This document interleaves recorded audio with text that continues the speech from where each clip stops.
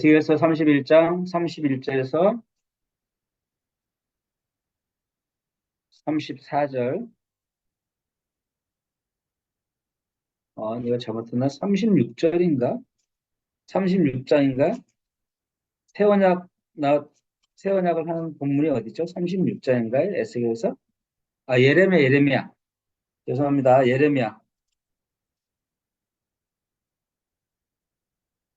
예레미야 31장.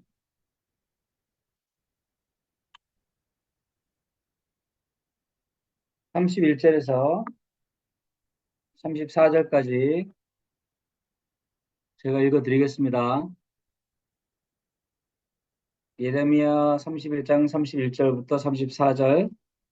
여호와의 말씀이니라. 보라, 날이 이르리니 내가 이스라엘 집과 유다 집에 새 언약을 맺으리라.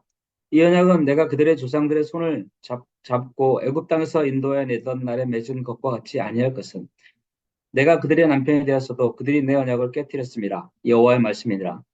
그러나 그날 후에 내가 이스라엘 집과 맺을 언약은 이러하니 곧 내가 나의 법을 그들의 속에 두며 그들의 마음에 기록하여 나는 그들의 하나님 되고 그들은 내 백성이 될 것이라. 여호와의 말씀이니라. 그들이 다시는 각기 이웃과 형제를 가르쳐 이르기를 너는 여호와를 알라 하지 아니하리니 이는 작은 자로부터 큰 자까지 다 나를 알기 때문이다. 내가 그들의 악행을 사하고 다시는 그 죄를 기억하지 아니하리라. 여호와의 말씀이니라. 아멘. 어, 하나님의 본심이 좀 아주 노골적으로 드러난 본문입니다. 보통 구약 성경 쪽 보면 특히 예레미야서도 보면은 굉장히 좀 심판 또 죄 이런 것에 대한 이야기가 쭉 이어지죠. 자칫 읽으면 하나님은 야 심판을 취미로 삼는 분이구나. 조금만 잘못하면 벌 주는 하나님이구나. 이렇게 오해할 수 있을 만큼 굉장히 그런 본문이 많은데 또 특별히 오늘 본문은 그 많은 뭐랄까요 하나님에 대한 오해할 수 있는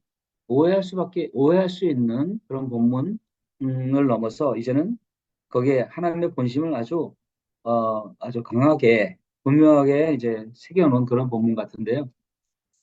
새 언약에 대한 말씀입니다. 새 언약을 맺으리라. 지금으로 말하면 이 새 언약은 이루어진 거죠.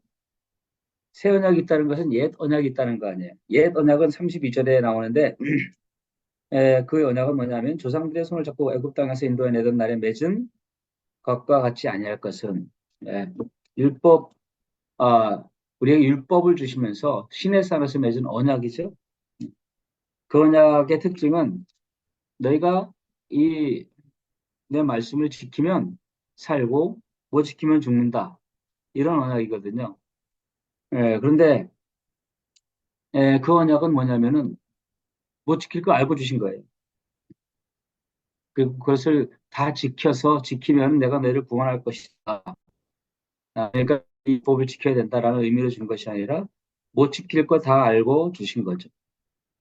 또 그런 이유에 대해서 자세히는 또 살펴보지 못했지만 아마도 인간은 네, 좋습니다. 우리에게 법을 주셨으니 우리가 그걸 지키겠습니다.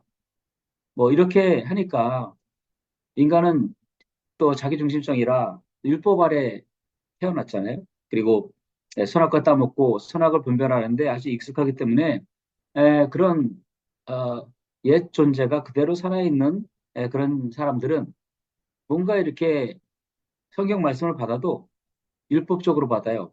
우리가 할 일이 무엇인가? 어떻게 할 것인가? 여기에 주목하게 돼 있어요. 왜냐하면 자기 행위를 자랑하고 싶으니까 우리가 무엇인가 하려고 하는 그런 취지로 받아들인다는 것이죠. 근데 주님이 옛 언약을 주신 것은 그렇게 잘 지켜내라고 준 것이 아니라 못 지킬 거 아시고도 주신 것이죠.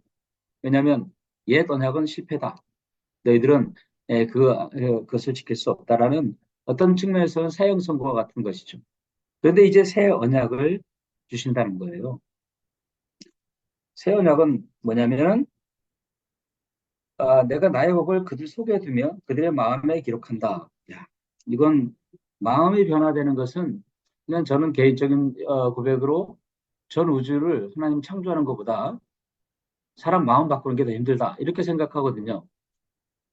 왜냐하면 마음을 한번 바뀐 경험을 한 사람은 이게 얼마나 큰 일인 줄 알거든요.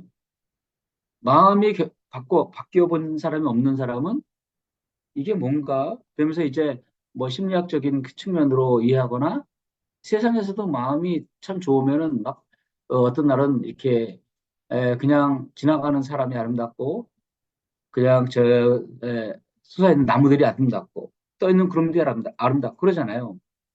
예. 그렇게 비유하는데 그런 거 가지고는 마음이 변화됐다는 이 말을 몰라요. 약간 비유는 되겠지만 그러니까 어, 그런 것들이야 다른 사람들도 뭐 심리학적인 그 측면에서 접근을 해보면 그런 걸 경험하는 사람은 꽤 있거든요. 근데 이제 거기에는 얼마큼의 진리가 이렇게 얼마큼의 그림자 같은 진리가 비춰져 있지만은 진짜 마음이 변했다. 이것이 얼마나 큰 일인 줄을 알면은 야, 이 저 새참조라는 게 얼마나 위대한 줄을 알게 되는 거예요. 사람 마음 하나 바뀌어가지고 재앙이잖아요. 부부싸움 하다가도 어느 순간 마음이 딱 바뀌면 그냥 화해가 되고 이혼하려고 그러다가도 마음만 바뀌면 그대로 또 이혼이 취소되고 뭐 이런 것들을 우리가 뭐 여러 번 경험하기도 했는데 이건 그런 정도의 것을 넘어서는 우리 마음에 그분의 법을 기록해 둔대요. 법을 기록해서 나는 그들의 하나님이 되고 그들은 내 백성이 될 것이라 여호와의 말씀이니라. 그래서 결국은 형제를 가리켜서 야, 너 하나님 누군지 알아? 그러면서 너 하나님 좀 알아. 너 하나님을 좀 알아야 돼. 이렇게 말할 필요가 없는 거예요. 왜냐하면 법, 마음의 법이 그러니까 지금으로 말하면 성령이 우리 안에 오셨기 때문에 하나님이 오셨기 때문에 하나님 우리 안에 계신데 그냥 우리가 아는 거지 어디 가서 뭐 배우거나 너 왜 이렇게 하나님을 모르냐 이렇게 다른 사람 충고를 들을 필요가 없어요. 왜냐하면 작은 자로부터 큰 자까지 하나님을 안단 말이에요. 알게 돼 있거든요. 예, 마음이 변했다. 이 구약의 새 언약이 그리스도로 말미암아 성취되었거든요. 성취되었는데 이것이 에, 이 복음이라는 것을 듣고도 잘 몰라요. 사실은 뭐 십자가에 죽으시고 부활하시고 승천하셨다. 그리고 성령이 우리 안에 내주하셨다. 뭐 이런 교리는 알 수 있어도 근데 실제로는 그런 것들을 들으면서도 모를 수가 있겠다. 왜냐하면 마음을 변화시키는 주체는 하나님이시니까 우리가 아니거든요. 우리가 마음 정신통일 해가지고 야, 좀 이제 새 마음을 가져봐야지. 이게 긍정적인 낙관적인 사고방식이잖아요. 그 방식으로 뭐 미국의 어떤 대형교회 그 목사님 알죠? 긍정적인 사고방식, 뭐 낙관론적인 사역 해가지고 그래가지고도 굉장히 사람 설득력이 있거든요. 왜냐하면 그게 왜 설득력이 있냐면 인본주의이기 때문에 그래요. 사람 입맛에 딱 맞거든요. 예. 사람도 마음 먹기에 따라서 마음 한번 먹으면은 성공하는 거고 마음이 낙담돼가지고 무너져가지고 그 잠시만 마음 돌이키면 살아날 수 있는데 거기서 또 극단적으로 자살도 하고 이렇게 되잖아요. 물론 그 뒤에 또그 자살케 하는 그런 영적 세력이 있는 건 사실이죠. 그런데 여기서 하나님이 마음을 내가 변화시켜 줄 것이고 근데 그 마음의 실체가 뭔가 봤더니 우리 영안에 거룩한 성령을 부어주시겠다는 거예요. 에스겔서 36장 26절을 보면 또 새 영을 너희 속에 부어줄 것이다 라고 말했거든요. 새 영을 너희 안에 둘 것이다. 이게 바로 좀 더 구체적으로 더 이게 좀 더 나아간 그런 약속인데 어, 예레미야서의 약속은 언제 준 거냐면은 그러니까 포로기 때죠. 포로기 때. 그리고 거기 주님이 말씀하셨어요. 죄악으로 끌려 말미암아 심판받고 있는 그때 주신 약속인데 보라 날이 이르리니 라고 말하는데 그날 또 어디에서 그날 후에 이 33절에 보면은 그날 후에 내가 이스라엘 집과 맺을 언약은 이러하니 그날 후에라는 게 되게 중요하잖아요. 그렇죠? 이 성령이 어떻게 우리 속에 오는가? 근데 그날 후에라는 말을 빼면요. 굉장히 혼돈스러울 수가 있어요. 예. 그 성령이 그냥 우리 안에 오셨나? 다른 사람이 다 있나? 다 있다는데 어떻게 오셨나? 이런 걸 질문해 볼 때 그날 후에라는 말을 빼면 이게 이해가 안 되는 거예요. 그날 후가 뭐죠? 예. 구속이 완성된 후에요. 승천까지 완전히 그러니까 그날 후에는 십자가를 중심으로 십자가의 그 사건이 굉장히 그 십자가의 사건이 핵심이란 말이에요. 그 사건이 없었다면 없어요. 성령도. 그냥 구약적인 성령, 그 성령으로, 겉에서 우리를 위해서 기적을 베풀어주고, 이렇게 겉에서 자기 하나님을 막 이렇게, 우리 안에 있는 주님이 아니라 밖에서 보는 하나님으로 우리가 간신히 계시적으로는 알 수 있어도, 우리 안에 오시는 그 주님이 뭔지는 모르는 거예요. 십자가에 죽음이 없었다면. 네, 그러니까 십자가의 중심성을 잊으면은 이건 정말 아무것도 아닌 거죠. 그 사람들이 십자가, 그러니까 우리가 자랑해야 될 것이 그리스도의 십자가밖에 없다는 말이에요. 그리스도의 십자가를 자랑한다는 것은, 에, 그 안에 있는 진정한 의미가 뭔지 아는 사람만 그렇게 하잖아요. 어? 그리고 그 십자가의 죽음과 부활, 그리고 승천까지 다 아는데, 그런데, 이 십자가의 그 진정한 그 의미를 모르면은, 성령이 우리 안에 오신다는 게 뭔지도 모르잖아요. 근데 이 우리에게 하나님의 영이 오시겠다고 하신 언약은 진짜 엄청난 언약이죠. 이것은 약속이에요. 약속. 이 약속, 성경의 약속 성취라고 말하는 약속의 성취. 하나님이 우리에게 주실 약속의 궁극적인 성취라고 보시면 돼요. 이 약속은 거슬러 올라가면 언약이라고 말하는데, 창세기 15장, 창세기 3장 15절, 여자의 후손에 대한 약속이죠. 그 약속이 좀 더 이제, 어, 쭉 시간이 진행되면서 아브라함에게 이어지는 거죠. 물론 계속 역사 속에서 이어져 왔는데 한번 이제 굵직굵직하게 보자면 아브라함 언약 있죠. 내가 너로 큰 민족을 이루고 너로 복이 되게 할 것이다.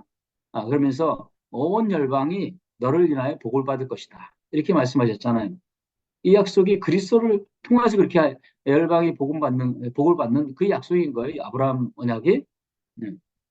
그리고 그게 창세기 15장에 보면 다시 그 약속을 또 구체적으로 하시는데 에, 음, 쪼갠 고기 사이로 쪼갠 고기 사이로 이제 주님이 약속하신 다음에 너희가 이방 민족에게 400년간 종살이 할 것이고 그 후에는 내가 너희를 끌어낼 것이다 하는 그 민족적인 약속을 해주시는데 그 약속을 하신 다음에 이제 그 언약식을 하는데 그것은 바로 쪼갠 고기로 이제 드러내죠. 쪼갠 고기 사이로 우리 지나가는 거예요. 그 말은 약속을 어기면 이렇게 쪼갠 고기처럼 된다 이 말이에요. 근데 거기 보면 주님이 약속하실 때 여기서 약속이란 말, 언약이란 말은 그냥 쌍방 언약이 아니에요. 보통 우리는 약속할 때 너와 나의 약속이잖아요. 그래서 약속을 꼭 지켜야 돼. 그 약속을 지키는 거 보면서 넌 좋은 사람, 넌 약속을 안 지킨 나쁜 사람 이렇게 평가할 수밖에 없는데 여기서 말하는 약속, 하나님의 약속은 일방적인 언약이에요.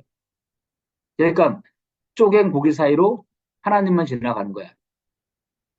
넌 안 지켜도 돼. 네가 이걸 못 지켜도 돼. 내가 지킨다. 약속해놓고 홀로 지키시는 요 하나님. 이게 이제 굉장히 중요하거든요. 성경은 그것을 계속 말해요. 이게 성경의 역사를 보면 인간의 흥망성쇠가 아니에요. 예, 약속을 끊임없이 어기는 인생. 그리고 약속이 파기될 수밖에 없는 모든 상황이 벌어지는데 하나님은 그 약속을 한 번도 잊지 않고 끊임없이 그 약속을 상기시켜 주시는 거예요.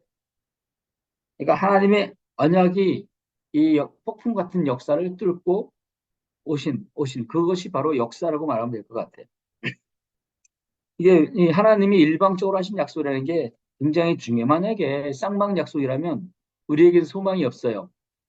그러니까 구약 언약 있죠. 너희가 법을 잘 지키면 너희는 내 백성이 될 것이다. 난 너희 하나님이 될 것이다. 이게 쌍방 언약이잖아요. 요 쌍방 언약이 만약에 우리에게 주인 이 언약이라면 우리는 소망이 없어요. 우리는 완전히 그냥 하나님의 심판 밖에는 받을 게 없는 거예요. 쌍방 언약을 우리가 어떻게 지켜요? 그죠? 근데 그 언약은 하나님이 홀로 지키신다. 이게 복음이에요. 너희들이 어떻든 상관없이 이거 무너지든지 쓰러지든지 역사 속에서 어떤 범죄를 저지르든지 하나님을 반역하건 말건 상관없이 우상단지를 온 천지에 다 세워놓던 안 세워놓던 상관없이 난 이 언약의 주체자로서 반드시 언약 성취를 이룰 것이다. 이게 저에게도 복음이고 여러분에게도 복음이에요. 복음이죠. 야, 이 약속의 핵은 뭐예요? 여자의 후손 있잖아. 여자의 후손을 통해서 온 민족 열방을 구원하시겠다. 하늘의 별처럼 바다의 모래처럼 내가 만들 것이다. 이 말 아니에요. 여자의 후손을 통해서 아브라함 언약은 바로 그 언약이거든요. 이 언약을 우리 힘으로 이루려고 상방 너가 이 언약을 너희들 지켜라. 너희들 어기면 안 돼. 이렇게 했다면 끝장이에요. 하나님이 그런데 일방적으로 내가 하리라. 내가 다 한다. 이 말씀이죠. 결국은 이 언약 성취가 어떻게 되었냐면 우리 안에 십자가를 완성하신 후 십자가 구속 완성하신 후 성령이 오심으로 말미암아서 이 언약 성취가 완성된 거예요. 그러니까 우리 안에 영이 계시다. 이것은 단순한 얘기가 아닌 거죠. 그러니까 영이 우리 안에 오셔서 마음을 바꿔버리시는 거예요. 이건 기적 중의 기적이죠. 그러니까 언약의 하나님을 알면 하나님이 누구인지 알면 우리는 안심인 거예요. 여기 보면은 어, 이웃과 형제들에게 이르기를 34절에 보면 너는 여호와를 알라 하지 않을 것은 이 작은 자로부터 큰 자까지 다 나를 알기 때문이다. 이 말이에요. 확실히 안단 말이에요. 즉, 에, 사실은 우리가 하나님을 찾아서 아는 건 아니죠.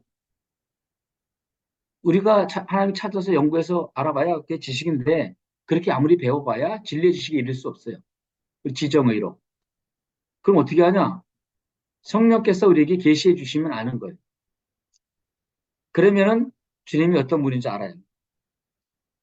그러니까 난 잘 모르겠는데요. 하나님이 어떤 분인지 잘 모르겠는데요. 이렇게 또 하기 쉽지 않단 말이에요. 주님이 딱 우리 안에 오시면 그분을 알기 때문에 야, 그분이 언약을 반드시 성취하신 분이고 그것이 십자가에서 이루어지고 세상에 지금 내게 언약이 성취된 증거가 나타나네. 그 열매들이 나타나네. 이런 걸 보면서 하나님을 안단 말이죠. 그러니까 성령께서 우리 안에 사신다는 것은 정말 기적 중의 기적인 거예요. 매일매일 이 한 얘기만 들으면 돼요. 요즘 좀 뭐 이런 사고방식이 있는 것 같아요. 제 은혜 복음만에 들어와서도 뭔가 모르게 자꾸 지금은 뭐랄까 좀 더 들었던 얘기는 말고 또 다른 것 찾는 이런 모습도 있을 것 같아요. 들었던 건 뭐죠? 내가 곧 길이요, 진리요, 생명이요. 이것이면 끝나는 거죠. 예수면 끝나는 거예요. 예수가 지혜예요. 예수만 아는 거, 예수를 아는 거, 이게 지혜예요. 십자가의 복음을 통해서 하나님이 우리에게 보신 이 사랑과 그리고 그분의 사랑이 십자가로 드러나고 그 더 나아가 우리와 영원히 함께 하시는 이 모습으로 드러나는 것을 아는 것, 이게 전부예요. 근데 희한하게 좀 시간이 지나다 보면 뭔가 뭔가 좀 더 많이 알아야 될 것 같은 이런 생각이 드시죠? 예. 진짜 이 진리의 영이 우리 안에 임하시면 지금 죽어도 좋다. 이렇게 되거든요. 예. 앞으로 뭐 더 뭔 사역을 할까? 이거 의미가 없어요. 나의 사역은 그분이에요. 나의 지혜는 그분이에요. 나의 능력은 그분이에요. 그러니까 요 말을 참 알아듣기는 쉬운 것 같은데도 참 쉽지 않단 말이에요. 그 내가 더 많이 알아야 된다라는 그 의미 속에는 어떤 의미가 있냐면 이게 어떤 측면에서는 자기의 지식 더 많이 알아야 된다 하는 이런 어떤 율법 아래 있었던 그런 사고방식일 수가 있어요. 어쩌면 지금으로 주님이 만족이죠. 이 세상에 주가 진짜 보활인 걸 알면 이 주님 아는 것이 지식의 전부예요. 그리고 그 이후에 다른 철학 서적들, 신학 서적들, 뭐 이런 사상들, 내가 했던 각종 잡다한 지식들, 세상 살아가는데 필요한 지식들, 이런 모든 것들이 진짜 지식의 어떤 이 뭐랄까 끄트머리 되잖아. 그냥 배설물이 배설물. 다 배설물 여겨지죠. 그래도 뭐 이렇게 주님을 나타내려면 설교하려면 많은 걸 알아야 되는 거 아니에요? 아니요. 그렇게 알아야 된다는 게 벌써 우리 안에 예, 주님이 나의 유일한 지혜라는 것을 망각하고 있는 거예요. 세상이 가장 왜 세상이 이렇게 비참할까요? 단도직입적으로 말하면 세상을 왜 비참하냐? 에, 예수를 모르기 때문에 비참한 거잖아요. 예수. 근데 예수를 모르는데 세상에 똑똑한 사람들 많잖아요. 능력도 많고 지식도 많고 천재들도 많잖아요. 음. 그런데 이런 사람들은 천재적인 실력을 가지고 신학을 하면서 그 많은 연구를 하지만은 그런데 아, 이 사람들이 정작 예수를 모른다. 교리적으로 아는데 예수가 전부라는 걸 모른다. 이런 모르는 거잖아요. 그러니까 그런 모든 똑똑함들이 다 배설물로 여겨진단 말이죠. 사도 바울처럼 이전에 내가 유익하던 모든 것까지도 그리스도를 아는 지식이 고사하기 때문에 배설물로 여긴다라는 거예요. 예수를 아는 게 전부. 예수가 나의 지혜. 이건 참 비밀스러운 말 같아요. 근데 그 예수가 우리 안에 오셨다는 게 정말 너무나 기막힌 거죠. 이게 제가 감이 안 올 수가 있어요. 저도 이제 예전에 영화를 한번 본 적이 있는데 바둑 영화예요. 바둑 영화인데 이 바둑 사기가 바둑 노름 있나 봐. 바둑 노름. 바둑 도박. 그러니까 바둑을 둬가지고 큰 판돈을 내기 해가지고 그걸 따게 하는 거예요. 몰래 몰래. 근데 그 도박하다가 이제 실제로는 예, 그 도박할 때 어떻게 하냐면은 실력 없는 애를 앞으로 내세워요. 다들. 근데 진짜 실력자는 어디로 가냐? 그 뒤에서 차나 이런 어떤 불에 숨어가지고 이게 무선 연락을 하는 거예요. 그 사람한테. 아주 소형 칩 같은 걸 심어줘가지고 그 바둑, 그 현장에 바둑판을 딱 보게 만들어요. 화면으로. 그러면 그 사람이 이 무선으로 야, 거기 몇 번, 거기도 몇 번, 몇 번, 가로 몇 번, 세로 몇 번, 거기도 그래가지고 이제 도박을 하는 거예요. 그러니까 어, 내가 직접 나가면은 모르잖아요. 도박할 때 그 뒤에 있는 진짜 이렇게 코치하는 사람이 얼마나 대단한 사람이냐? 엄청 대단한 거야. 세계 유리. 그냥 보기만 해도 한 30수 앞을 봐. 그러니까 이 사람을 등에 업고 가는 사람은 어떨까요? 거기 가서 내가 어디에 둬야 될까? 뭐, 어떤 경우는 어떻게 할까? 이런 고민이 없단 말이에요. 자기 스스로 실력 없는 사람이 가서 내가 한번 이겨보겠다면 막 두근두근거릴 거 아니에요. 상대가 얼마나 실력이 되는지도 모르고 와 정말 무서운데 이 세계의 바둑 제1위인 그 사람을 등에 업고 그 사람이 저 차 안에서 무선으로 내게 이 판을 보면서 내게 말해준단 말이에요. 너 어디도 어디도 어디도 그렇게만 해도 굉장히 안심이 되죠. 바둑을 더 봤어야지. 안심이 되겠죠. 예? 안심이 된단 말이에요. 근데 그렇게 있는 것이 아니라 성령께서 우리 안에 오셔서 우리 안에 내주하시고 그때 할 말을 주실 것이고 그때 필요할 때 성경을 깨닫게 할 것이고 어떤 상황이 올 때 그때 지혜를 줄 것이고 그잖아요. 그러니까 그분이 우리 안에 계시다는 것은 그걸 진짜 알기만 하면 그냥 완전 안식이에요. 어딜 가든지. 바둑으로 도박, 판돈, 한 판에 10억, 10억, 10억을 잃으면 완전 끝장인데 그 뒤에 완전히 바둑의 고수가 있는 거야. 그냥 딱 해가지고 무선으로 물론 이 사기적인 그 바둑 얘기를 들어서 좀 그렇지만 원리를 알아들으라는 얘기죠. 예. 그 뒤에 고수가 야, 그 고수는 한 번도 진 적이 없어. 근데 그 고수가 뒤에서 딱 등이었고 그 고수가 나가면 다 잘하는 거 아니까 판도를 안 건단 말이야. 근데 고수는 뒤에서 잘 못하는 애 내보내면서 그한테 코치를 하는 거야. 근데 이거보다 더 구체적으로 실제적이게 성령께서 그렇게 하신단 말이에요. 네? 설교할 때도 어떨 때 설교 준비도 안 했는데 그때 갑자기 본문을 생각나게 하시고 어떨 땐 그 본문을 스스로 풀어가게 하시는 거죠. 굉장한 말은 아닌 것 같은데 거기에 성령께서 가르쳐 주신 말이기 때문에 생명이 있고 그리고 어떤 상황이 벌어졌을 때 어떻게 해야 되나, 이렇게 해야 되나, 저렇게 해야 되나, 이런 고민이 많잖아요. 선택의 기로에 항상 서잖아요. 애들 대학 입시 때, 뭐 결혼 때 항상 뭐 선택해야 내가 어떻게 해야 되나 이런 질문을 할 수밖에 없잖아요. 그때 그때 진짜 이것이 믿어지면 주님이 우리 안에 계시다는 게 믿어지면 그죠? 걱정이 하나도 안 되는 거죠. 주님이 나의 지혜니까. 야, 그러니까 이게 어마어마한 약속이 벌어진 거예요. 근데 이 언약이라는 게 이, 이 언약을 지키는 신실한 하나님을 가장 잘 보여주는 게 아브라함이에요. 아브라함. 내가 보기에는 아브라함 같아요. 아브라함에게 하나님이 언약을 하셨잖아요. 한마디로 말하면 지금으로 하면 계시적인 하나님이 이렇게 나타나신 거죠. 그래서 본토 아버지의 집을 떠나라 하면서 이제 약속을 주신 거 아니에요. 그죠? 그러니까 아브라함은 그냥 떠나지 않았어요. 그냥 떠난 게 아니에요. 아니 그 고대의 그 자기의 고향을 떠난다는 거는 죽음을 각오한 건데 그 어떻게 떠나겠어요? 하나님이 비춰주신 거죠. 예, 하나님이 살아계심을 안 거지. 우상을 장사하던 아브라함이 안 거예요. 그러니까 충격적이니까 그거 보고 하나님 살아계심을 아니까 죽음을 무릅쓰고도 떠날 담대한 용기가 있었던 거죠. 사실은.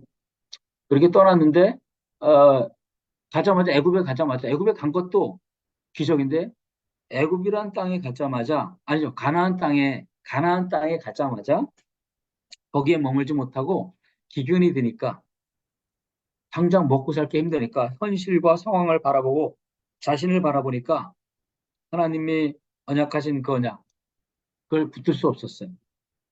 내가 그 언약을 붙들 수는 없잖아요. 그죠? 나는 여전히 조그만 상황에 부딪히면 내 지적 의는 한계가 있거든. 그 약속을 파기해 버렸어요. 그거잖아요. 애국으로 갔다는 얘기는 그거잖아요. 근데 하나님이 그때 그를 벌 줬냐? 그렇지 않아요. 오히려 애굽에 가서 그 아내를 바로에게 팔아먹을 만큼 특히 좀 막급하 그냥 남편이라고 할 수 없는 그런 인생에게 주님이 친히 나타나셨어요. 그죠? 약속을 가지고 나타나신 거죠. 그리고 꽤 시간이 오랜 후에 이제 불안한 거예요, 또. 야, 민족을 주겠다고 했는데 애가 안 나니까 이제는 그 진짜 그 애를 인위적으로 만들려고 한 거죠. 그게 누구예요? 엘리에셀이잖아. 몸종. 그 몸종인 엘리에셀 너무나 정말 허우대가 좁고 지식도 총명하고 대충 뽑았겠어요? 예? 언약의 후사 뽑는데 야 세상에서 보면 어, 키는 장대 같고 지식도 굉장하고 몸도 좋고 뭐 허우대도 좀 멋있고 얼굴도 그렇게 세속적으로 뭐 이렇게 생겼겠죠. 그런 엘리에셀을 딱 뽑았는데 그게 내가 하리라 하는 거죠. 결국 그 안에서 약속을 못 믿으니까 약속 파기한 거예요. 인간은 안 된다. 라는 걸 또 보여주는 거죠. 그때 주님은 오셔서 신실하게 무슨 약속을 하셨어요? 그때 큰 용사여 하면서 다시 언약을 주시죠. 그리고 오히려 430년 후에 너희가 종살이다 나올 것이다. 이렇게 이 약속을 주신단 말이에요. 참 생각 같아서는 이놈 새끼 이것도 못 지켜 하면서 이렇게 벌을 줄 만한데 그렇게 하지 않으셨단 말이에요.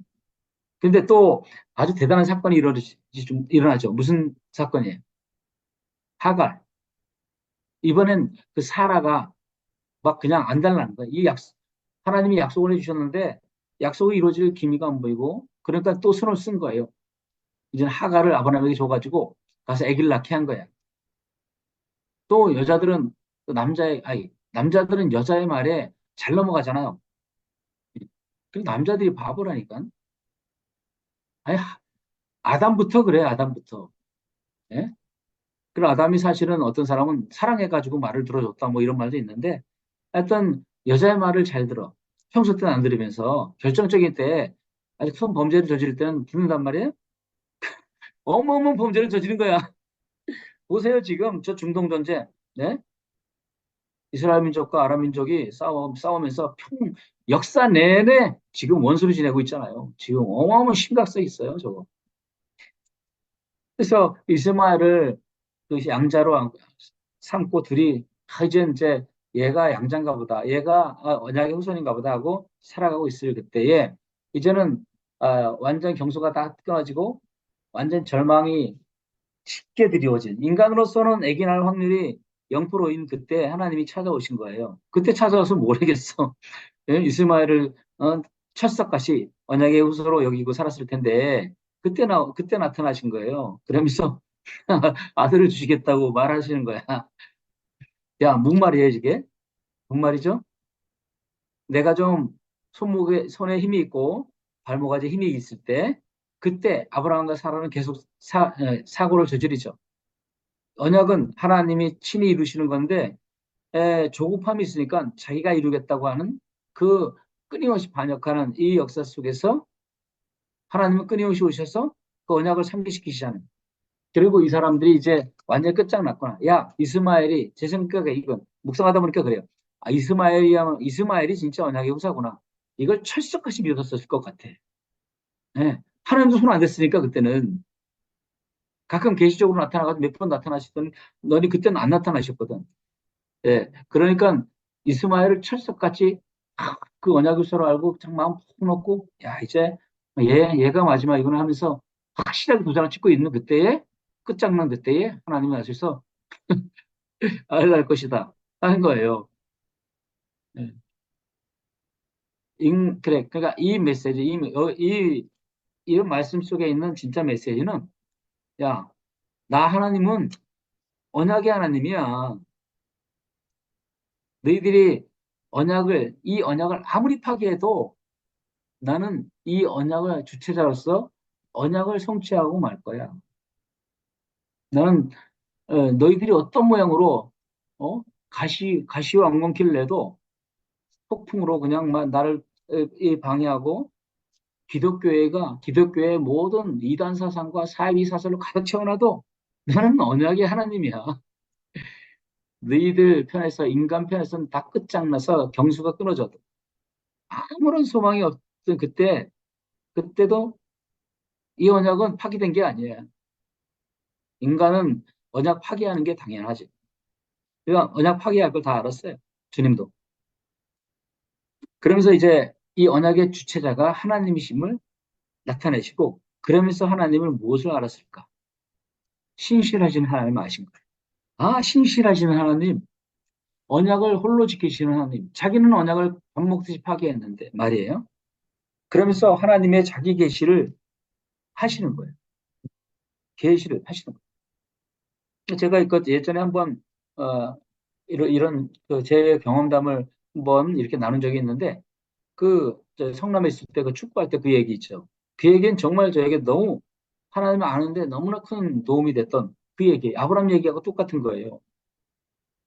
한 30여 명이 거기 왔었거든요. 우리 교회에 지하 정말 술집의 그 한 중앙에 있는 그 지하 교회에 아이들이 30명 왔어요. 제가 축구를 이렇게 해가지고 예, 꼬셔가지고 이제 30명이 왔거든요.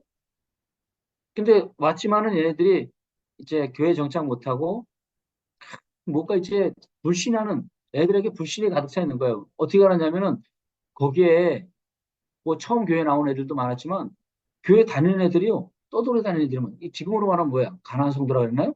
그러니까 어 돌아다니는 거야. 교회를 신방하는 거야. 어떤 교회를 신방하냐? 특별히 상 주는 날, 무슨 뭐 크리스마스 날, 요런 날은 특별하게 많이 이렇게 선물을 주는 그런 교회를 기막히게 알아요, 애들이. 어떤 애들이. 다 그런 거 아니고 몇 명이 기막히고 날짜까지 알아가지고 야, 며칠 날 어떤 교회에 몰진대? 그래가지고 그렇게 신방하는 거 그리고 교회에 대한 신뢰는 뚝 떨어졌어요. 교회 선생님들이 있지만은 자기를 맡을 때는 야, 내가 너를 왜 목숨을 버릴게. 난 너희를 떠나지 않을 거야. 그런데 결론적으로 이렇게 교회 생활 해보니까 다 뭐 자기 형편 따라, 자기 유익 따라 떠나가는 선생님을 보면서 아이씨, 다 뻥쟁이들이네. 사람을 안 믿고 교회를 안 믿어. 교회에 대한 그런 어떤 신뢰가 없어. 그래서 제 마음 안에 야, 어떻게 이 아들을 어떻게 할까 하다가, 아, 이 아이들에게 믿음을 심어주면 되겠구나. 이렇게 생각했어요. 그냥 그때도 제 이리적인 생각인데, 아, 믿음을 심어주면 되겠구나. 신뢰. 이 아이들에게 필요한 것은, 아, 교회에 대한 신뢰가 필요하겠다. 이런 생각이었어요. 그래서 약속을 하나 했죠. 매일 축구하는데 축구할 때 뭐 라면도 끓여주고 그러면서 너무 좋아했어요, 애들이. 그 축구할 때 또 나오는 애들이 있고 안 나오는 애들 있고 중간 안 봐. 그런데 중요한 건 이 아이들에게 이 험악한 시대 속에서 신뢰 없이 신뢰가 무너졌다는 건 부모와의 신뢰, 형제 간의 신뢰, 선생님 간의 신뢰, 목사님 간의 신뢰 모든 게 다 무너진 거예요. 그러니까 이 아이들이 그렇게 필요하겠다 좀 생각이 들어서 한 가지 약속을 하자 그랬어요. 어느 날. 예. 뭔 약속이냐면 우리 거기 초등학교가 성남초등학교였거든요. 성남초등학교에 있는데 그 교단 앞에 야 우리 교단 앞에서 한 3시에 매일 3시에 만나자. 거기서 그럼 난 거기 항상 있을 거야. 근데 너희들이 시간 몰라가지고 왔다가 허탕치는 일 없고 시간 낭비하지도 않을 거야. 3시까지 와. 난 항상 거기 그 전에 가 있을게. 그래서 그 약속을 했거든요. 그리고 그 약속을 끊임없이 지켰어요. 하루도 안 빠지고. 근데 뭐 애들이야. 제가 그 약속을 할 때는 애들한테 이런 생각이 있어. 이 애들은 약속을 안 지킬 거야. 지키는 애들 없을 거야. 근데 나는 지킨다. 이거예요. 나는 지킨다.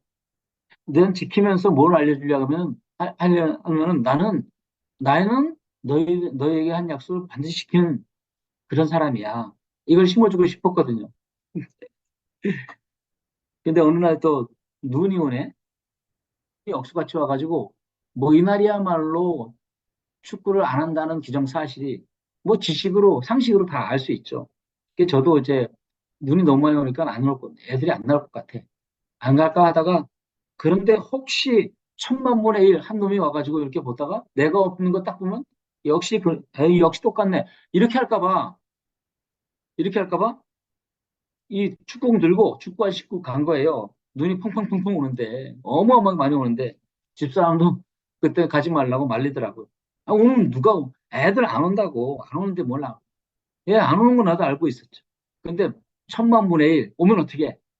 나는 그동안 살던 내 편에서 약속 지키겠다는 신뢰가 무너지는 거지. 근데 그렇게 그날 눈이 펑펑 쏟아지고 어떤 일이 있어도 갔어요. 비가 와도 가고. 근데 그날은 정말 눈이 너무 많이 와가지고 안 갈 수밖에 없는 상황인데 갔어요. 갔죠? 갔는데 눈이 아니라 비였어. 네. 물론 눈 오는 날도 갔어요. 근데 그날 내 기억나는 날은 그날이에요. 비가 억수가 쏟아져가지고 그래서 거기 처음 그 교단 그 위에 올라가지고 비를 피하고 있었죠. 축구공 가지고 있으면서 이제 애들이 하나도 안 보이고 뭐 결코 안 오죠. 그리고 안 올 것이라 확신이 있었어요. 그럼에도 불구하고 천만 분의 일 확률 때문에 거기 있었는데 근데 갑자기 뭔지 비가 그쳐버렸어요. 비가 그쳤는데 근데 뭐 애들도 다 이런 날은 뭐 제가 그때 코치였었는데 코치는 안 올 거야. 이런 사학신 가운데 안 왔거든요. 거의 다. 그런데 그 아주 그냥 꼬장꼬장하고 좀 지저분한 애들이 몇 명 있었는데 그거 한 두세 명이 학교 교문 앞에서요. 사람 있나 이렇게 보는 거예요. 이렇게. 내가 있나 본 거 제가 있나 혹시나 나와 본 거죠. 아직 그 저기 운동장에는 비가 가득한데 근데 제가 거기서 공을 툭툭 튀고 있으니까 이렇게 보더니 너무 반가웠나 봐. 코치님 하면서 그냥 무슨 뭐 자기 부모에게도 그렇게는 안 했을 거야. 너무 반가워가지고 와 코치님 하면서 부르면서 거기 교단으로 오면서 그냥 안 나오는 줄 알았는데 어떻게 나오셨냐고 막 이러면서 감동하는 거예요. 그런 일이 몇 번 있었어요. 그러니까 그러다 보니까는 애들이 이제 이런 생각이 들었나 봐. 우리 코치님은 약속을 잘 지키시는 분. 이게 신뢰하게 되는 거죠. 신뢰하면서 나중 맨 처음엔 막 말도 안 듣고 그랬더니 나중엔 말도 잘 듣고요. 응? 사랑하게 됐어요. 그래서 그 아이들이 도움받은 것보다 사실 제가 도움받았죠. 그러면서 하나님이 이렇게 가르치시겠구나, 우리에게. 믿음이라는 걸. 구약 속에서 어떻게 믿음을 가르쳐요? 예? 아직 성령이 오기 전에 그 구약에. 근데 하나님이 그 아브라함에게 약속하시고, 언제나 이 약속의 그 자리에 있다. 하면서 아브라함은 끊임없이 약속을 파기했어. 자기는 절망이야. 자기는 볼 것이 없어. 그런데 하나님이 일방적으로 약속을 지키시는 거 보면서, 신실하신 하나님을 발견했겠죠. 그러니까 그 하나님을 알면 되는 거죠. 신실하신 하나님. 결국 이 신실하신 하나님이 어디에서 우리를 만나냐? 골고다 십자가에서. 난 언제나 그 자리에 있단다. 약속의 성취의 자리. 그 약속부터 내려온 이 모든 약속이 성취되는 그 완전히 그 핵심 같은 핵과 같은 그 자리에 있을 것이다. 그러니까 언제나 그 자리에 가면 우리 그리스도와 함께 내가 못 받겠다는 걸 알 수 있죠. 그리고 그 자리에서 성령이 내가 또 마음 찝찝하고 안 계신 것 같을 때도 그 십자가의 그 자리에 서면 그분이 내 안에 계시다는 하나님의 신실하심을 다시 기억하시면서 그래 내 안에 영을 주시겠다고 하는 하나님은 반드시 이루신 분이지. 내가 뭐 어, 그 약속을 내가 파기할 수 있을 만큼 내가 어떤 일을 저질러도 주님은 신실하신 분이에요. 이게 믿어지는 거죠. 그래서 그날 후회라는 말이 있습니다. 그러니까 하나님을 만나도 어떤 하나님을 만나는가가 중요하잖아요. 우리가 하나님의 살아계심이 중요하죠. 하나님의 살아계심이 중요한데 그 하나님은 어디 계시냐가 중요하잖아요. 내 밖에 계신가? 내 안에 계신가? 이거잖아요. 주님은 언약의 중심에 우리 이 언약을 주신 거죠. 그날 후에 내가 내 영을 너에게 주어서 너가 내 안에 내가 너 안에 있을 것이다. 라고 하는 이 언약을 주신 건데 에, 그런데 이렇게 착각할 수가 있어요. 또 하나님이 언약을 주셔서 우리 안에 성령이 계시다. 물론 예전에 제가 이전에 이렇게 생각했던 것 같아요. 하나님이 성령이 내 안에 계시다. 근데 성령님은 내가 어떻게 사나 감시하는 분. 그러니까 감시하는 분으로서 감시하니까 내가 열심히 살아야 되는 거지. 그분은 감시하는 분. 내 안에 계신데 밖에 계셔도 부담스러운데 내 안에 오실까지 이제 감시하시니 내 안에 그냥 내시경을 가지고 내시경처럼 와가지고 샅샅이 드시시니 부담스럽네. 똑바로 살아야지. 이렇게 이런 성령으로 제가 조금 이제 착각했던 것 그런 것도 좀 인식 속에 있었던 것 같아요. 그러니까 또 한편으로는 이 성령을 하나님의 영이잖아. 이분이 아, 내 성전에 나 안에 계신데 내 안에 왜 오셨을까? 내 안에서 쉬시려고 안방 노인이 되려고 이제는 내가 너를 위해 아들 내어주고 그렇게 했으니까 이제 너 열심히 해서 나를 좀 섬겨라. 나는 좀 네 안에서 쉬련다. 뭐 이런 거. 그래서 내가 열심히 봉사하고 섬겨야 될 그런 어른으로서의 하나님? 아니 이게 제가 이게 농담처럼 얘기했지만 대부분 이렇게 생각하고 있다니까요. 성령을 안 믿어요. 성령이 실제 내 안에서 그 바둑 고수를 믿는 것만큼도 안 믿는다니까. 바둑 고수는 실제잖아요. 실제예요. 바둑의 현장 그 10억이 달려있는 그 현장에서 바둑을 잘 못 두는 그 사람이 지금 이겨야 되는 상황이야. 그때에 이 바둑 이 고수의 코치는 화면으로 귓속으로 이렇게 전파로 이렇게 알려주는 너 거기도 몇 번 이건 진짜 실제라고요. 근데 이렇게 실제로 안 여기는 거야. 그리고 열심히 내가 사는 거지. 그리고 저희들이 많이 했잖아요. 믿음으로 막 믿음 쓰고 소중했죠. 소중한 기억이었고. 근데 사실은 이런 인식이 있었던 거예요. 성령은 내 안에 계신데 내가 이제 믿음으로 살아서 우리 주님이 내가 믿음으로 산 것이 얼마큼 되는가에 따라서 상 주는 분. 기도를 얼마큼 길게, 세게, 강하게, 내용도 좋게 이렇게 해야지 주님이 그러면서 일하시는 분. 어? 이렇게 생각했단 말이에요. 근데 그게 아니라 주님이 내 안에 계시니까 저절로 된다는 거. 이게 저절로 된다는 거예요. 네. 농부가 이제 씨를 심잖아요. 봄에 씨를 심을 때 주님이 하늘에서 늦은 비와 이른 비를 내려주시면서 그 안에 씨가 발하면서 저절로 자라잖아요. 씨를 심는 농부가 있고요. 그 씨가 있고 그리고 밭이 있잖아요. 그 밭이라는 게 바로 우리고 씨라는 게 예수 그리스도고 농부가 하나님이에요. 그죠? 주체가 누구예요? 하나님. 하나님이 농부신데 그때 농부가 씨를 뿌릴 때 성령의 약속을 우리에게 주셨잖아요. 성령을 우리에게 넣어주신다 그랬잖아요. 우리 안에 씨를 뿌리신 거예요. 즉 복음의 씨를 뿌리신 거예요. 뿌릴 때 어떤 기대감이 들겠어요? 농부라면 이거는 열매를 안 맺을 거야. 이렇게 하고 농사를 지는 사람은 아무도 없어요. 씨를 뿌렸으면 바로 그림을, 이거 반드시 몇 가지 이렇게 내가 물 주고 이렇게 뭐 이렇게 좀 풀 좀 뽑아주면 그걸 저절로 열매를 맺는 거야. 가을에. 그러면서 그 가을의 추수를 확신하고 기쁨으로 할 거 아니에요. 그러니까 그 사이에 이 씨는 발화해가지고 싹을 틔면서 열매를 저절로 맺죠. 이게 저절로 된다는 거죠. 그러니까 성령께서 우리 안에 사시면 저절로 그분이 살아간다는 얘기예요. 예전엔 이것이 아니라 에, 우리가 그 열매를 맺으려고 했던 저절로 안 되니까 우리 육신이 항상 육신이라는 것은 자아중심적이고 이 버릇이 없어가지고 이거는 때려잡아야 돼. 저절로 안 돼. 이거 막 억지로 막 억제하고 쳐버리고 그래야 돼. 그렇게 하는 싸움을 싸웠었잖아요. 그것이 아니라 이게 저절로 된다는 거. 씨앗이 거기에 무슨 씨앗이 심겨지냐가 중요한 거죠. 마가복음 4장 보면, 마가복음 4장 26절에 보면 이런 얘기가 나와요.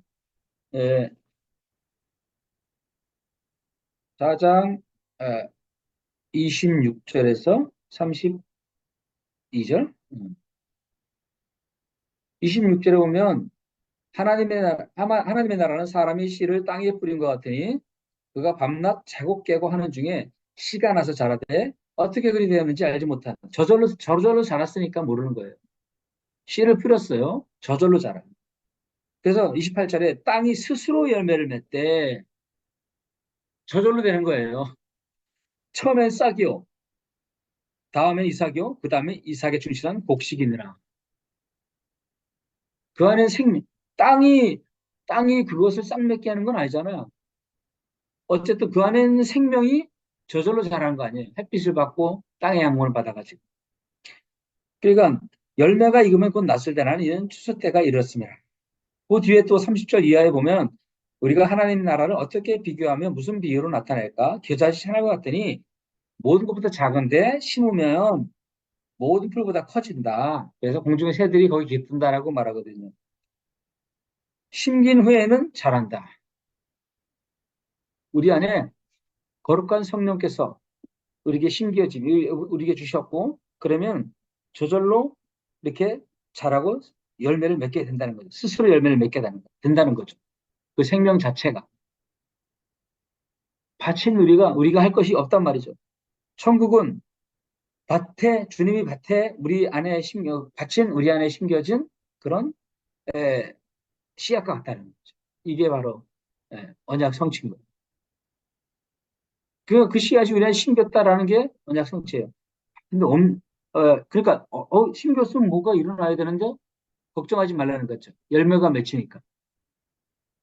그냥 내가 어떻게 열매를 맺냐 안 맺냐 여기에 신경 쓰지 말고 내 안에 그 씨가 있냐 없냐만 중요한 거예요. 그러니까 나드가 먼저 있다로 시작하라 그랬잖아요. 내 안에 향기가 있다. 내가 뭐야? 내가 향기가 나나 안 나나? 그리스도 향기가 나나 안 나나? 이걸 살피려고 하지 말고 그렇게 하면은 스트레스 받아서 못 견뎌요. 나를 보니까 내 안에 뭐가 나타나겠어? 그냥 나타나는 게 뻔하지. 그러니까 그게 아니라 내 안에 나드가 있다. 이거예요. 그게 기쁜 소식이에요. 그게 하나님 나라예요. 네? 하늘에서 시작하는 거 좌양참이라고 들어보셨죠? 하늘 보좌에서 시작하는 거예요. 그게 하나님 나라예요. 열매를 맺어야 하나님 나라가 아니라 씨가 심기인 게 하나님 나라라고. 성령의 열매가 나타나야지 하나님 나라가 아니라 그 씨가 심긴 것, 그걸 아는 것. 왜냐하면 아는 순간 농부가 가을날에 열매를 맺을 것을 알고 희망이 있고 기쁨이 있고 안식이 있는 것처럼 우리 안에 그 생명의 씨가 저절로 자랄 것을 아는 거예요. 그래서 열매가 풍성하게 될 걸 아는 거지. 그러면 예, 우리 안에 기쁨과 안식이 있는 거. 그게 하나님 나라라는 거죠. 농부가 뿌린 대로 싹이 열매가 맺히는 거죠. 잡초가 무성해도 엉겅퀴가 가득해도 우리 안에 그게 아무런 방해가 안 된다는 거예요. 저는 놀라운 비유를 전 목사님 들었는데 이런 거예요. 잡초가 90%고 거기에 콩밭인데 잡초가 너무 자라가지고 90%고 콩이 10%밖에 안 돼. 그래도 콩밭이래. 그걸 잡초밭이라 그러지 않잖아요. 콩밭이라 그러지. 잡초가 무성하고 엉뚱하게 가득해도 우리가 성령이 우리에게 심겨졌으니까 우리가 성령밭이야. 거룩한 성령이 계시는 성전이란 말이죠. 뚫어진 씨에 의해서 결국 밭이 지배당하는 거예요. 나중에 그 밭에 결국은 주님이 모든 가시와 엉겅퀴를 누가 뽑아내? 우리가 뽑아내는 거 아니잖아요. 그대로 두라 그랬잖아요. 가라지를 주님이. 그것을 처리하신 분은 우리 안에 있는 성령이세요. 우리 개인적으로는 우리 안에 가시와 엉겅퀴 가득하고 여전히 나오는 건 성령의 열매나 이런 예수님의 성품보다도 예수님의 성품은 하루에 뭐 100개라면 하나 나타나고 99가지는 여전히 유기 열매야. 네. 그럴 때 우리를 누가 성화시켜요? 성령께서. 우리가 버릇 우리가 고치는 게 아니라 성령께서 하신다고. 잡초를 뽑아내시는 분도 하나님이시고 그 안에 그 성령의 열매를 성령께서 한껏 해방해. 그러니까 우리 겉사람이 파쇄되고 영이 해방되는 그 일을 주님이 하시는 거죠. 접붙여진 그 들포도나무 있잖아요. 들포도나무, 들포도가지 있잖아요. 근데 희한하게 참포도나무에 들포도 가지를 왜 붙일까? 그냥 참포도나무로 그냥 하면 안 되나? 근데 희한하게 농사 질 때도 있잖아요. 그 멀쩡한 가지 잘라내버리고 거기다가 이상한 가지를 이렇게 접붙이는 거 저도 많이 봤거든요. 왜 저러나? 그러니까 그건 바로 이 과일이 더 품질이 좋고 왕성하게 열리기 때문에 그렇게 하는 거예요. 희한하게 좋은 포도나무 가지에 들포도나무 가지를 딱 붙인단 말이에요. 그러면 그 끝이 들포도 나무이기 때문에 들포도 가지이기 때문에 들포도가 열릴 것 같잖아요. 근데 희한하게 참포도 열매가 열려. 신기하죠? 그러니까 접붙임 당하면 되는 거예요. 접붙임 당하면 저절로 그 안에서 야 내가 지금 들포도 가진데 내 모양도 보고 육신도 보고 내 삶의 모양을 보면 들포도 가진데 열매도 맺을 수 있을까? 이렇게 그 염려할 필요가 없다는 거예요. 응? 바로 고수를 뒤에 둔 그 사람의 안식 그거보다 훨씬 더 완전한 안식을 누리면서 갈 수 있다는 거지 사실은. 나무의 진액을 고스란히 받아가지고 이제는 그 들포도까지가 어떤 나무의 진액을 갖냐 성분이 완전히 바뀌는 성분이 참포도나무의 성분을 이렇게 빨아들이면서 참포도나무 열매를 맺는단 말이에요. 어, 그 씨앗 자체가 맺어요. 농부가 거기서 잡초를 뽑아내고 그것이 자라날 수 있도록 환경을 조성하는 거죠. 우리야 뭐 가만히 있는 거지. 밭이 뭐 스스로 돌을 뽑아내겠어요. 거기에 있는 잡초를 뽑아내겠어요. 밭은 가만히 있는 거예요. 지정의를 써가지고 스스로 하는 게 아니고 주님, 주님이 하십시오. 주님이 주님의 지혜를 나타내십시오. 주님의 의지를 나타내십시오. 주님의 감정을 나타내십시오. 이렇게 하는 거죠. 그러니까 열매 같은 것에 신경 쓸 것이 아니라 생명이 있나 없나 살필 것이 아니라 그 안에 씨앗이 있나 즉 성령이 우리 안에 있나 이것만이 이게 하나님 나라예요. 죄와 사망 그 율법에서 벗어나서 그 벗어나게 하셔서 이제는 완전하게 저주가 없는 정죄가 없는 그 생명으로 일컬어내신 그분으로 기뻐하는 거예요 그냥. 그러니까 그분이 길과 진리와 생명이라고 했죠. 길과 진리와 생명이신 그분이 더 이상 우리의 어떠함에 맡기지 아니하시고 언약을 우리 안에 성취하신 거예요. 아멘. 그리고 언약을 성취했으면 그 언약 성취에 걸맞는 그 생명을 일으키신단 말이에요. 그분이. 하도 우리가 스스로 일해오고 우리 스스로가 열심히 살아오고 이 세상이 율법 아래 있었던 그 세상이었기 때문에 그게 가능한가? 이런 생각이 드는 거예요. 워낙 우리가 살아왔기 때문에. 이제는 우리가 사는 게 아니에요. 이제는 우리가 우리 스스로 율법을 지켜서 율법을 많이 지킬 만큼 종교 활동을 많이 한 만큼, 기도 많이 한 만큼, 선교 많이 한 만큼, 어, 그렇게 우리가 살아왔단 말이에요. 이젠 그 삶이 끝장났어요. 우리가 사는 삶이 끝장났어요. 왜? 내가 죽었으니까. 그럼 율법을 지켜야 될 의무가 없죠. 왜? 내 안에 그리스도가 사시니까. 율법의 완성자인 그리스도가 우리 속에서 이제 싹을 틔우고 그 생명으로 살아가신단 말이에요. 우리를 통해서. 그러니까 완전히 다른 세상이죠. 이사야 11장 6절 9절에 보면 너 그 사자가 어린 양과 뛰놀고 어린아이가 독사굴에 손을 넣어도 물지 않는 뭐 그런 세상 있잖아요. 그래서 이 마지막 날에는 여호와를 아는 지식이 온 세상에 충만하리라. 물이 바다를 덮은 같이 여호와를 아는 지식이 온 세상에 충만하. 여호와를 어떻게 알아요? 죽었다 깨도 몰라요, 우리는. 밖에서 우리 보는 하나님, 그건 아는 게 아니에요. 왜냐하면 우리와 관계가 없기 때문에 도와주고 떠나고 도와주고 떠나고 그럴 수는 있지만은 우리 안에 사실 수 없는 분이기 때문에 우리가 여호와를 안다라고 하는 의미는 그분이 우리 안에 오셨다는 얘기예요. 그래서 그분을 우리가 우리 존재로 맛본다는 거예요. 누린다는 거예요. 그러니까 하나님의 영이 임했다는 것은 이 언약 성취의 아주 극이에요. 순간순간 이제 우리가 그 은혜 복음 안에 들어와서 많이 그걸 보셨을 거예요. 사자가 어린 양과 뛰어노네? 이런 거 있죠. 이 독사한테 손을 내밀었는데 안 물어? 그래서 독사한테 손을 내밀었는데 독사가 안 물고, 야, 너는 온전해. 막 이렇게 해버리니까 막 이상하게 독사의 생명이 안 나오고 그리스도의 생명이 막 나와버리는 이런 일들을 우리가 조금씩 맛보고 있잖아요. 다 아는 내용이었지만, 우리는 평생 들어도 또 들려주시오 할 수밖에 없는 그런 메시지 외에는 없어요. 그리고 또 은혜 복음 메시지를 전하시는 전 목사님도 잘 들어보시면 알겠지만 했던 얘기 또 하고 했던 얘기 또 하고 했던 얘기 또 별 없어. 똑같아요. 근데 이것을 똑같은 설교 안에 왜 자꾸 똑같은 설교하지?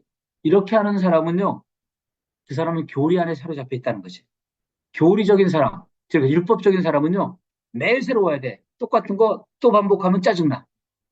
근데 생명 있는 사람은요, 매일 똑같은 얘기를 들려달라 그래. 십자가 얘기 들려주세요. 부활 얘기 들려주세요. 승천 얘기 들려주세요. 성령 얘기 들려주세요. 이 얘기를 한단 말이에요. 하나님 얘기 들려주세요. 네, 뭐 그게 얼마나 뭐 대단해? 복잡해요? 간단하잖아요. 그 얘기를 이렇게 길게 풀어놓은 건데 그 얘기를 할 때마다 생명이 있는 사람은 아멘 하면서 그 안에 있는 그 영혼으로부터 나오는 성령의 그 역사와 그 열매, 그 성령의 지혜, 이것을 내 안에 있는 성령으로 받아들인단 말이에요. 그 엄청난 거죠. 그러니까 들었던 얘기, 우리가 뭐 지식은 망하게 하잖아요. 지식은 교만하게 하잖아요. 많이 우리 지정의로 쌓아봐야 교만하게 할 뿐입니다. 그러나 생명은 지식이 아니에요. 그러니까 예수를 아는 게 지식이 전부라니까요. 그거 생명 전부라니까. 그 얘기를 평생 들어도 돼. 그러니까 삶이 복잡하지 않죠. 그렇지 않으면 이 생명이 없으면 우리는 우리 지식으로 살기 때문에 계속 뭔가 배워야 돼. 더 알아야 된다는 강박관념이 생겨요. 그리고 많이 알수록 복잡해져. 그럼 언제까지 배워야 돼? 뭐 이런 생각이 들어. 물론 치매에 걸리지 않기 위해서 영어도 공부하시고 그렇게 해야 되지만, 그러나 그보다 중요한 게 우리 안에 거룩한 영이 사셔서 우리의 전체를 깨워버리는 거예요. 지정의를 깨워버리는 거예요. 주님이 우리의 지정의가 되셔서 그 생명으로 충만하게 드러내는 그런 생명, 그런 생명으로 우리에게 부어주셨습니다. 기도하겠습니다. 살아계신 아버지 하나님, 감사합니다. 우리에게 새 언약을 약속하시고 이제는 그리스도 안에서 그 언약을 성취하셔서 성령을 우리 안에 심어 넣으시고 우리를 성전 삼아서 이제 그분이 친히 살아가게 하시는 그 생명으로 우리를 인도하셔서 감사합니다. 이제는 내가 사는 것이 아니요 내 안에 그리스도가 사시기 때문에 이전에 내가 살던 율법 아래의 삶을 그치고 이젠 정죄가 그쳐지고 우리 안에 성령이 친히 살아계시니 그분으로 살아가는 생명으로 그것을 날마다 누리고 경험하는 그런 생명으로 풍성하게 돼요. 이제 주변과 열방에 있는 무수한 영혼들에게도 이 은혜의 복음이 마음껏 물이 바다 덮음같이 흘러넘치게 하여 여호와에 대한 참된 지식을 알아갈 수 있도록 인도하여 주옵소서. 예수 그리스도의 이름으로 기도드립니다. 아멘.